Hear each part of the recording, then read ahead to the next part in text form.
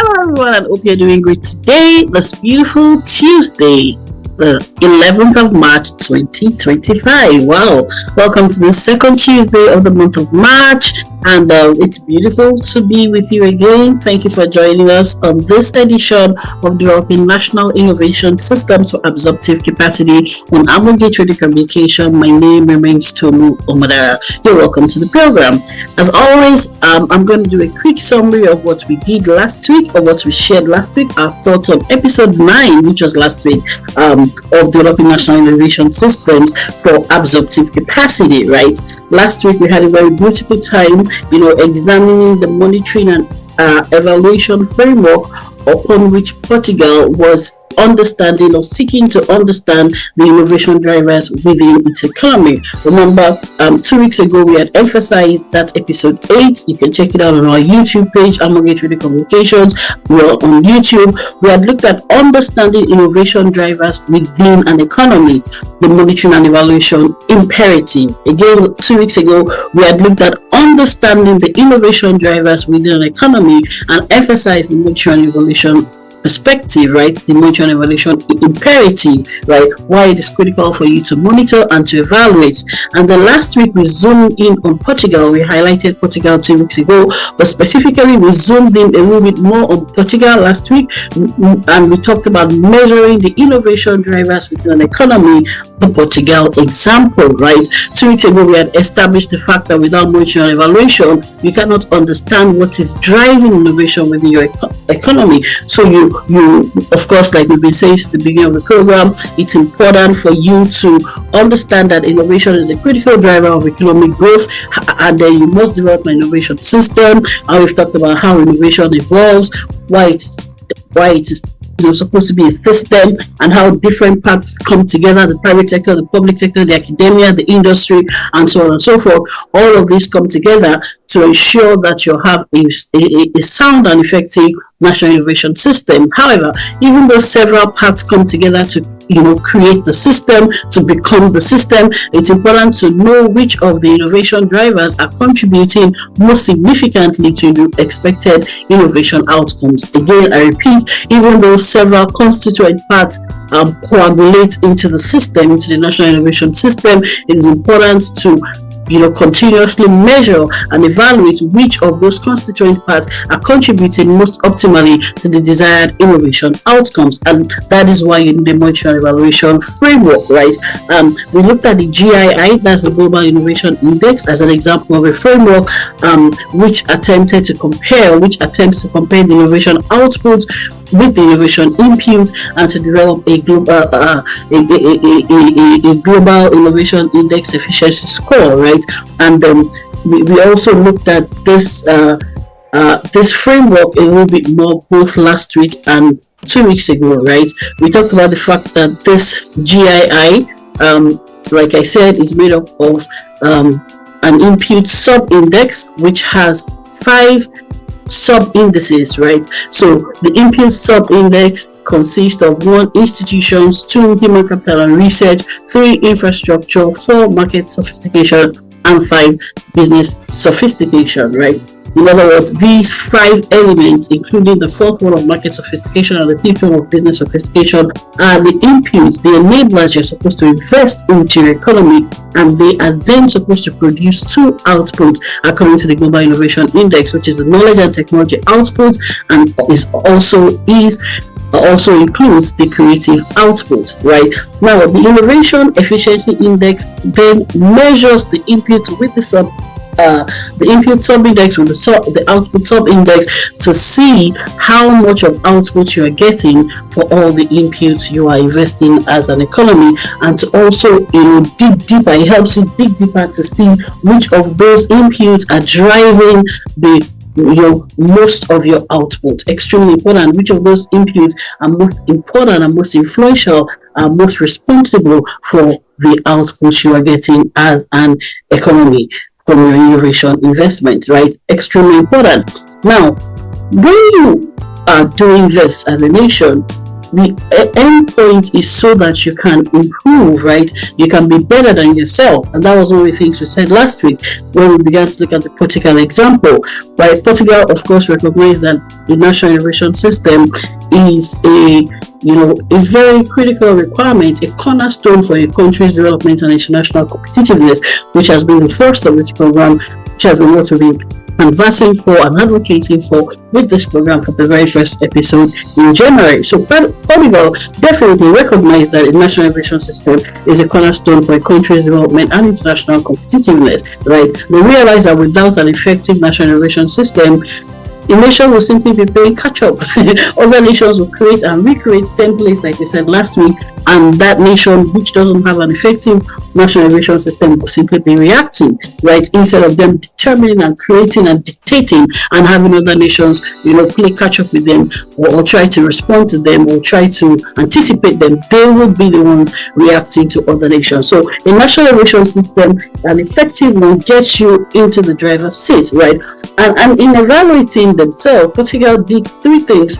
This study on Portugal did three things from 2013 to 2018, which we discussed last week. One, they compared Portugal with Portugal, which is very important. You have to look at yourself and say, am I improving, for instance, in the input sub-indices? Am I improving in the output sub-indices as a nation? And overall, what's our innovation efficiency like, right? Are we getting more output from the input over a period? Number two, Portugal then also compared themselves with their peers in the Eurozone, which is also important, right? You don't just compare with yourself, you also need to compare yourself with your peers, right? In other words, before you either over-congratulate yourself, you have to look at other nations that are comparable to you in terms of GDP, in terms of population, in terms of GDP per capita, and all other such matrices. You have to compare yourself with those other nations and see whether you are indeed improving. Number three, they then compared themselves with the leaders in the Eurozone, the top three nations in the Eurozone, which again is also important because, like we said last week, when you're setting goals, you're supposed to be targeting where you haven't achieved. So there's no point just comparing yourself with yourself. You're supposed to be comparing yourself with nations you are still aspiring to be like. Even if you are a top nation in the Eurozone, even if you are one of the top three nations in the Eurozone, you should be looking outside of the Eurozone to compare yourself with other nations outside of the Eurozone. Look at yourself to compare yourself with the best in the world and see what you're doing or could be doing better. And that would be one of the things informing, or a major thought informing today's episode. Welcome again to this beautiful 10th edition of the European National Innovation Systems for Absorptive Capacity on Among Communication. My name is Mr. Romada, and it's a pleasure to be here with you today. So we're looking at one of the top nations. Last week we went over the different matrices, comparing Portugal with the top three nations, like I said, in the Eurozone. And these top three nations, of course, are doing some things well, but like I've hinted at this week, even these top three nations compare themselves with themselves, compare themselves with other nations outside of the Eurozone to say, what can we be doing better?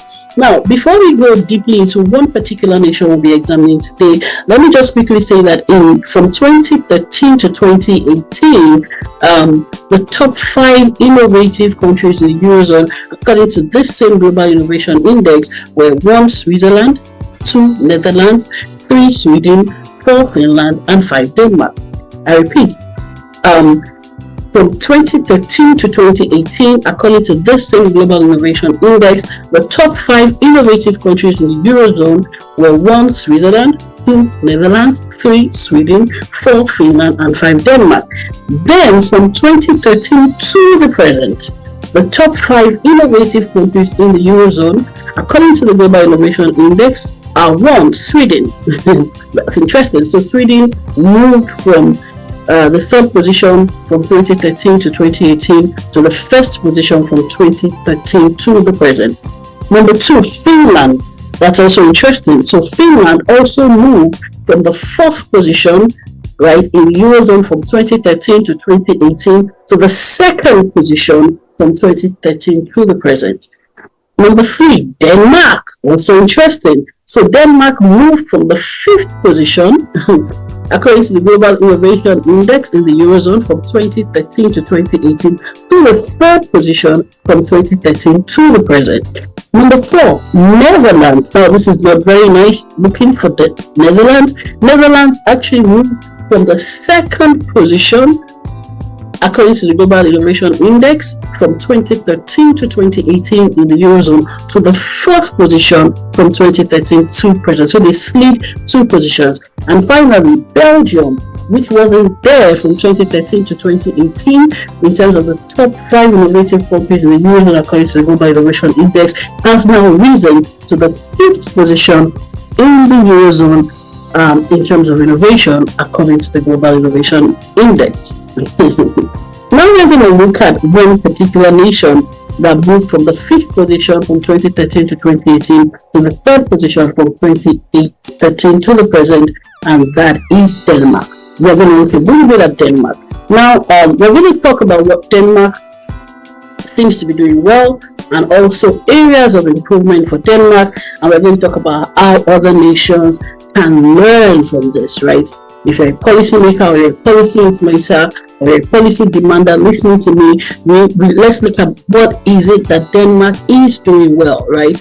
And what is it that Denmark needs to do better, right, in terms of innovation. Now, first of all, let's start with what Denmark is doing well. Obviously, Denmark is doing something well, even for them to be among the top 5 countries in innovation as far back as 2013, from 2013 to 2018, and even before then, they were already among the top 5. Then they further improved and rose to the 3rd position from 2013 to the present, right? So Denmark has been said to be an innovation leader according to the European Innovation Scoreboard. That's interesting, right? And generally, Denmark has, an impressive record in terms of research and innovation. Very, very good, right? So Denmark generally has what they call a knowledge-based innovation system. Take note of that word, knowledge-based innovation system. I think this is one thing we spoke a lot about in the program we had in Q4 2024, where we talked about developing human capital policies, right? Why it's important for nations to develop human capital policies. We spent a whole quarter on that, and you can check that program out on our YouTube page. I anchored that program on Amogate's YouTube page for Q4 2024. We spoke a lot about developing a national human capital policy. That was the theme of the program. Extremely important to look at that program, and it even serves as a foundation for developing national innovation systems. You cannot develop national innovation systems in the absence of a knowledge workforce. Extremely important, right? And this was why so it was not surprising to us to see that the Global Innovation Index actually has knowledge and technology outputs, not just as an output, but is also a sub-index under the business sophistication input, right? Under the business sophistication input, there are 3 sub-indices. 1, knowledge workers. We talked about this 2 weeks ago. 2, innovation linkages, and of course, knowledge absorption. So without a knowledge foundation, there can be no innovation. I repeat, without a knowledge foundation, there will be no national innovation. So it's not surprising to see that Denmark has prioritized a knowledge-based innovation system, right? And this has helped them to, rank high, not just in Europe, but also among the global elites in terms of innovation systems. So this is one of the things Denmark is doing well. They are an innovation leader according to the European Innovation Scoreboard, and one of the reasons they are innovation leader is because they are operating a knowledge-based innovation system. Another thing Denmark is doing well, I think they are very intentional about measuring their research and development intensity, right? We've been seeing some of the things happening globally in terms of defense, and you see a lot of argument going back and forth that Europe needs to become more self-sufficient in terms of index. And it's interesting to see my colleague Abiola Barry will come and do a fantastic work as always tomorrow when he talks about dimensions of the geopolitical economy and does an incisive analysis of all of these issues. But one thing that interests me from the innovation perspective is that it was interesting to read of Europe's rebuttal to the America that they had actually invested more financially in the Ukraine war than America has, right? That's the rebuttal to the Trump administration. However, whether they like it or not, I believe that most of the infrastructure that the reports indicated, that you can read it up, the research, the news indicated that most of the military hardware and software is being provided by America. This is why they need to lead more in terms of innovation, right? I believe that Europe, and next week, God helping me, I would talk a little bit about a comparison between Europe and America in terms of innovation, right? So you can spend all the financial dollars or pounds or euros as the case may be, but if you do not have a stronger innovation system, somebody else may still be in charge of your national defense or your international defense based on where your interest may be. So it's important, but that's going to be for next week. For this week, let's just say that knowledge-based information is one of the things that Denmark is doing well. But another thing Denmark is doing well is that they are measuring their R&D intensity. Now, I referred to the issue of measurement because another thing that the Trump administration has been whether the way it has gone about it has been how will I put it? It has been comfortable for many or not. Another thing Trump administration has succeeded in doing thus far is that it has forced Europe to, review its commitment to spending a certain percentage of its GDP on defense. That argument has been there that Europe has not been, spending sufficiently on defense, right? Their defense spending has not been what it should be committing to, right? It has varied over, the percentage of defense spending varies, from country to country, but there has been a commitment to spend a certain percentage, especially for NATO countries, but that percentage has not necessarily been adhered to by generally all countries in Europe. But since Trump administration, especially Trump 2.0 came and began to, more or less backtrack on some of the commitments America had made to support the Eurozone has been forced to review their commitments to defense spending. Now, I'm using that to reference the commitment to R&D spending, right? There's also just like there's a commitment to defense spending, there's also a commitment by nations to R&D spending. And currently, Denmark is one of the few EU member states, that's European Union member states, to have reached the target, of spending, I think 3% of GDP on research and development, right? They had, a certain target, right? A recent target of spending 3% of GDP, and Denmark is one of the few EU member states to have reached that target that was set, I think it was set for 2020, and Denmark had reached this target by 2019, even before the date. So that's another thing. There is an intentional commitment of resources to innovation. I'm going to talk a little bit about this intentional commitment of resources to innovation, especially because, like we said in a couple of the earliest episodes, innovation takes time. Innovation is a process of trying and retrying, testing and retesting, piloting, perfecting, then scaling, commercializing, right? While all of that is going on, you are investing, right? And while you are making that investment as a nation, there must be dedicated and focused budgets before innovation begins to reap its reward. Innovation is like planting a tree that will be perpetually productive. In the process where you are waiting, especially if it's a giant tree, not just a quick shrub that will grow overnight. If you're trying to plant a massive tree that is going to endure for generations, you're going to pour and pour and pour. It's like the estimated period of an elephant in the womb. I think it's said that elephants spend about 36 months in the womb, versus, for instance, a rat, or and that's not to despise rat lovers. There may be some listening to me, and so on and so forth. But when you're trying to birth innovation, it can be very, very, very long, right? African elephants, for instance, are said to be pregnant for an average of 22 months.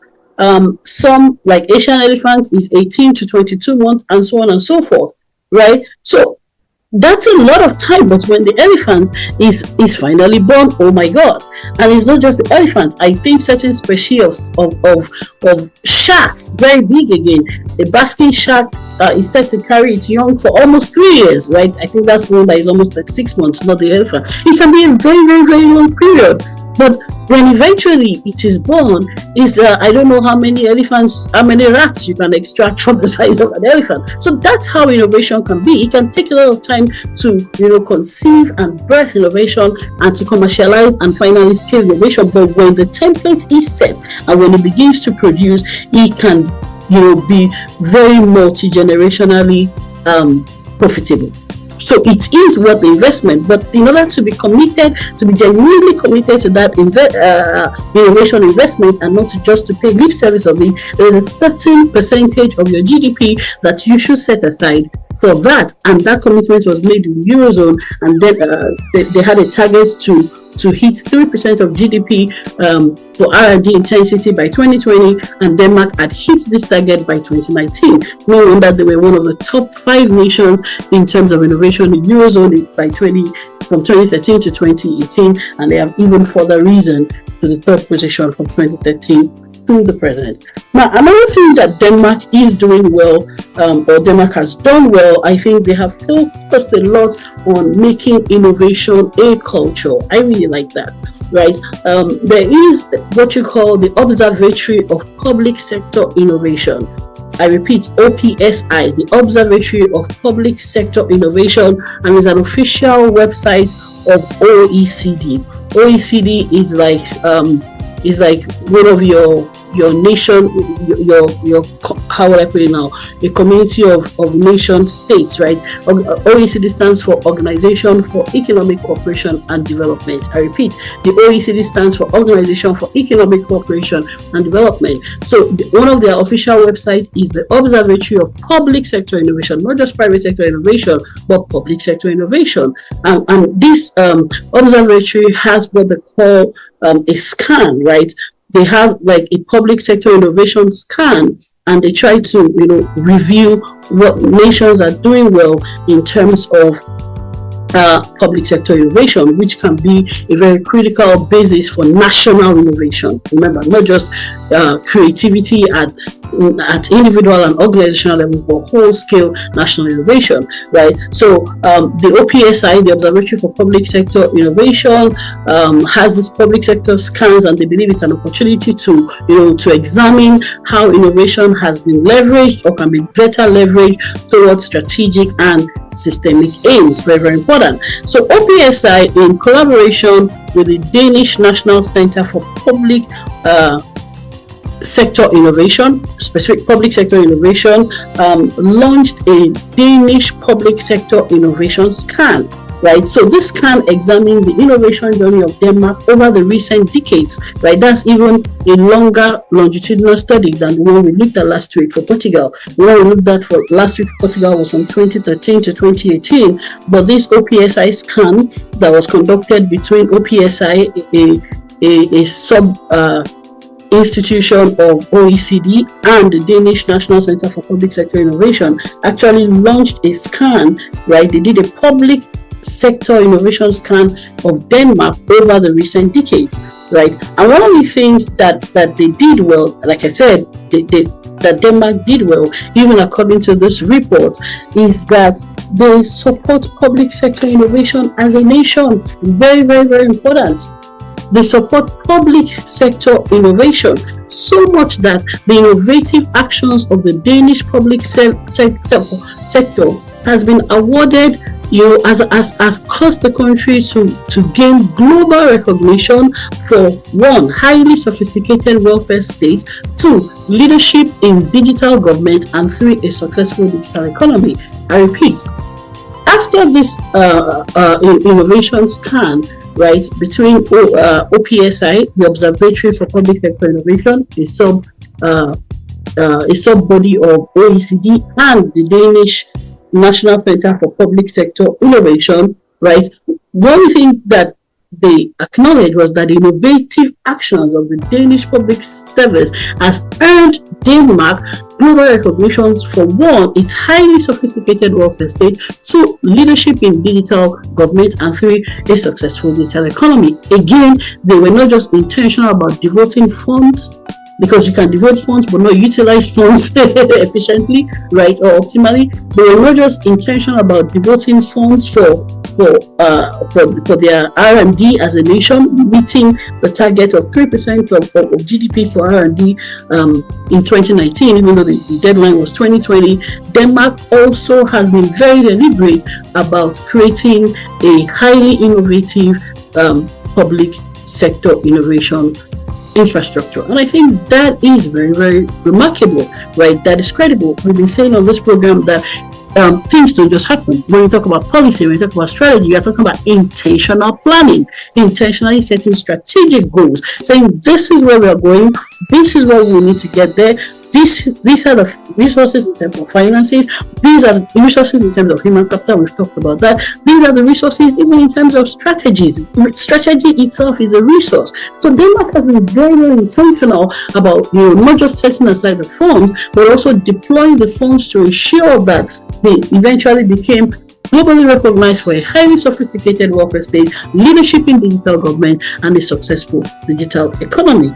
So these are some of the strengths that Denmark has had, right? They have had a digitalization strategy that they co-created with stakeholders across levels of government. Now, I can tell you as a public sector reform practitioner, as a public sector consultant, that anytime there is no co-creation, especially with critical stakeholders, the implementation is not likely to be DOA, dead on arrival. So Denmark, one of the things they've done well is that in creating this digitalization strategy, they ensured that it was co-created along with stakeholders across levels of government, not just the federal level, but across different levels of government. Very, very important. And like I said, also in Denmark, they have also taken innovation beyond policy to the level of culture. I really love that. They have taken innovation beyond the level of policy to the level of culture. In our case, we always talk about how it is important to take the most critical elements of your policy as a nation or your strategy as an organization and translate it into culture. Like that famous saying goes for those of us in management, culture will eat your strategy for breakfast. You can have the best strategies. If you do not ensure that it becomes a culture, the strategy would not get to the point of implementation. So I was excited to read that the strength of Denmark is that innovation has become an integral part of the culture of the Danish public sector. Extremely important. So it's not just that they've set funds aside for it. It's not just that they've made plans for the funds. It's also that they have tried to ensure the continuity of innovation by making it a culture. I repeat, Denmark has tried to ensure that innovation remains a core part of their nation in perpetuity by translating it to the level of culture. Extremely important, right? This is something to take note of and something to learn from Denmark, right? In Denmark, innovation is driven by actions across all levels, right? They try to improve efficiency across all levels of the public sector, and they also try to ensure that it becomes an integral part of their culture. Wow. There's not a lot of time, but let me just say that next week we are going to continue this exploration of what Denmark has done well as a nation in terms of innovation, and of course we are also going to talk about what Denmark needs to do better. But for now, let me just recap some of the things that are the key strengths in the public sector innovation system of Denmark. Of course, they've had decades of experience in innovation and digitalization, which has earned Denmark a global recognition. They also have strength in bottom-up innovation. Peg that somewhere, because I'm going to tell you the converse side of this strength in bottom-up innovation, which may be where they need to grow in. So yes, they have strength in bottom-up adaptive innovation, but they may need to grow their strength in what you may want to call the top-down innovation, right? Which is not the adaptive innovation, but the more mission-oriented and the more anticipatory innovation. Right, the adaptive innovation looks at what is and begins to make it better, but the anticipatory and mission-oriented innovation looks at what does not even exist and begins to create it, which is why it is anticipatory, and that's where Denmark may need to grow its strength. But of course, currently they have strength in bottom-up innovation, right? They have decades of experience in innovation and digitalization. Like I already said, they have innovation culture. It's a norm across all levels of government. It's cross-cutting. It's the way of life. It's their default mode. It's in their DNA already. And I think even achieving that is a remarkable feat on its own, right? So Denmark as a nation recognizes that innovation is critical, and they have a strong drive across the public sector system. A very strong drive. They are continuously pushing for innovation to improve efficiency and value. Very, very important. They are always, they have this strong push. I've been in Denmark a couple of times.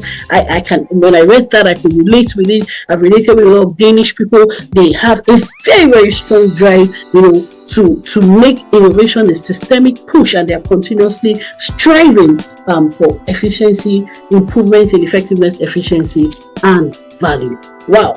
Today, we did a quick recap of last week. Last week, we looked at innovation, specifically in Portugal, how they measure innovation in Portugal, and they measure themselves with themselves. That's Portugal, they measure themselves with their peer nations in the Eurozone, but they also measure themselves with the top nations in the Eurozone, one of which is Denmark. But of course, because you're supposed to keep improving, we are also beginning to look at even the top 3 nations in the Eurozone and to say what are they doing well and what can they do better. Today, we've started with what they're doing well. Next week, we will look more deeply into what Denmark can do as a nation. But for now, I'm going to leave us with this thought. Until innovation becomes a culture, your innovation strategy and policy may be dead on arrival. I repeat, until innovation becomes a culture, your innovation policy and strategy may be dead on arrival. Your role as a leader is to shape culture. Ultimately, what becomes culture is what remains. What are the things you must be thinking of in your national innovation policy, your national innovation strategy, is how to make innovation a culture. Denmark has done that, and the rewards are showing, the results are showing that it has been worth the effort. We'll be back same time, same station next week by God's grace to continue to look at what Denmark has done, and especially in view of what they can now do better. And we'll do a little bit of comparison between Eurozone nations and the rest of the world, specifically America, intently, and we will continue from there. Until I see you same time, same station next week. Remember, we are here Monday through Friday on Absorptive Communications. My colleagues will be giving you fantastic episodes, fantastic insights. My colleague Abiola Barra will be here on geopolitical dimensions. My colleague Tisila Voshona will be here on Friday. My colleague Aweyemi Awoyoko will be here on Thursday, looking at corporate digital strategies. All of this to help you develop your nations, your institutions, and your organizations. And remember, as Amogate, we are here to support you in building policies, in developing frameworks, in articulating strategies. We are excellent at what we do.